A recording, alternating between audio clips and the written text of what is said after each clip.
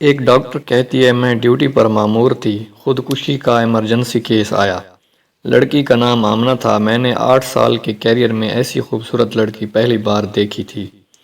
وہ بے ہوشی کی حالت میں تھی۔ اس کو اٹھا کر لے کے آنے والے اس کے والد تھے۔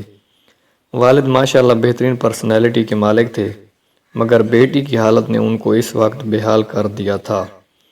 پتہ نہیں کیوں مجھے لڑکی کا پیار اور اس کے والد پر بہت رحم آیا تھا۔ لڑکی کو آپریشن تھیٹر لے کے آیا گیا۔ آپریٹ کر کے اس کو دوسرے وارڈ میں شفٹ کر دیا گیا۔ گھر والوں کو بتایا گیا کہ لڑکی کی حالت خطرے سے باہر ہے۔ یہ سن کر لڑکی کا والد قربا میں کچھ تقسیم کرنے نکل گیا۔ میں نے اس کی والدہ کو آفس میں بلایا اور پوچھا کہ آپ کی بیٹی کو کیا ہوا ہے۔ مختصراً لڑکی کی والدہ نے جو مجھے کہانی سنائی وہ کچھ یوں تھی کہ ہماری بیٹی نے ٹیکسٹائل انجینئرنگ کر رکھی ہے۔ سارے والدین کی طرح ہماری بھی خواہش تھی کہ ہماری بیٹی بھی اپنے گھر کی ہو جائے۔ چنانچہ ہم نے آمنہ کی پسند پوچھی۔ ہماری بیٹی نے مشرقی لڑکیوں کی طرح بولا کہ جو آپ کا فیصلہ ہوگا وہی میرا فیصلہ ہوگا۔ اس نے سارا اختیار ہم کو دے دیا۔ چنانچہ اس کے رشتے کی بات چلائی۔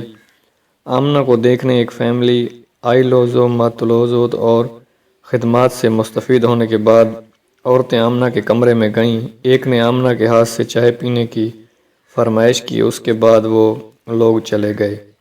چند دن بعد بغیر پوچھے بغیر کچھ بتائے رشتے سے انکار کر دیا۔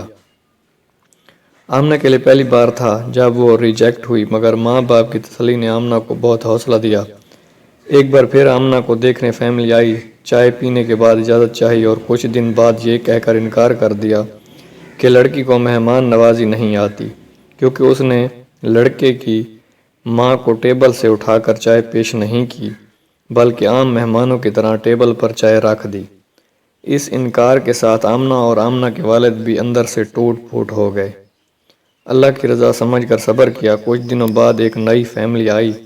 اس فیملی کے بیٹھتے ہی آمنہ نے ان کے پاؤں کے جوتے بھی اتار دے اور اسی جگہ چائے پیش کی۔ اس فیملی نے ایک ہفتے بعد یہ کہتے ہوئے انکار کر دیا کہ آپ کی بیٹی پر جنات کا سایہ ہے، ورنہ کوئی مہمان پہلی بار گھر آتا ہے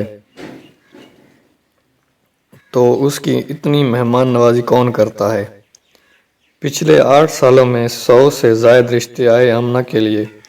کچھ نے یہ کہہ کر انکار کر دیا کہ آمنہ کی عمر زیادہ ہو گئی ہے اور احسان جتاتے ہوئے کہا کہ اگر آپ زیادہ مجبور ہیں تو ہمارا ایک 48 سال کا بیٹا جس کی اپنی دکان ہے اس کے لیے ہم آمنہ کا رشتہ قبول کرتے ہیں۔ اتنا کہتے ہیں یہ آمنہ کی ماں سسکیاں لے کر رونے لگی اور کہا آپ بھی تو ایک ماں ہیں، اور ماں جتنی بھی مجبور ہو غیروں کی سامنے کیا کہہ سکتی ہے۔ اور میری بیٹی کل سارا دن میرے سینے سے لگ کر روتی رہی اور کہتی رہی ان لوگوں کے معیار تک آتے آتے میری عمر زیادہ ہو گئی ہے۔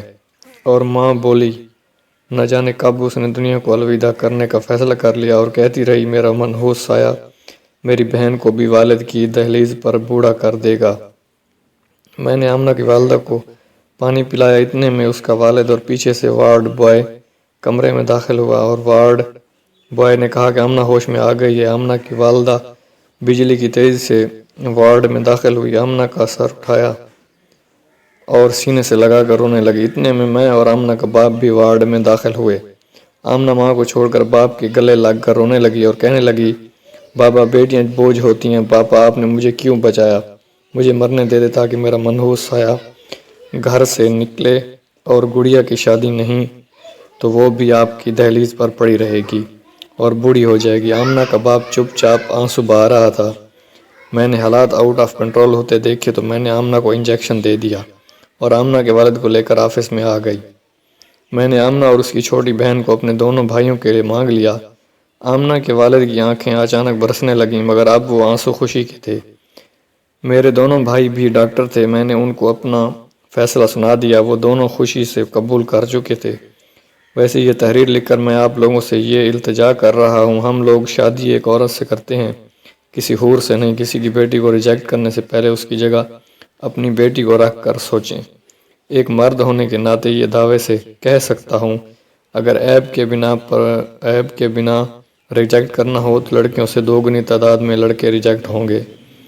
مجھ سے دنیا میں کسی بھی فورم پر کوئی بھی بندہ بحث کر لے، میں ثابت کر دوں گا کہ مرد میں عیب زیادہ ہیں۔ میں ہاتھ جوڑ کر خدا اور اس کے رسول صلی اللہ علیہ وسلم کا واسطہ دے کر یہ التجا کرتا ہوں، کسی کو بلا وجہ عیب زدہ کہہ کر ریجیکٹ نہ کرو۔ آپ لوگ اللہ کی مخلوق کو عیبوں پر پردہ ڈالو، اللہ تمہارے عیبوں پر پردہ ڈالے گا۔ آپ کے نکالے عیب نہ جانے کتنی لڑکیوں کو قبر میں دھکیل دیتے ہیں۔ اپنا بھی خیال رکھیں، دوسروں کا بھی۔ مجھے بھی دعاؤں میں یاد رکھیں۔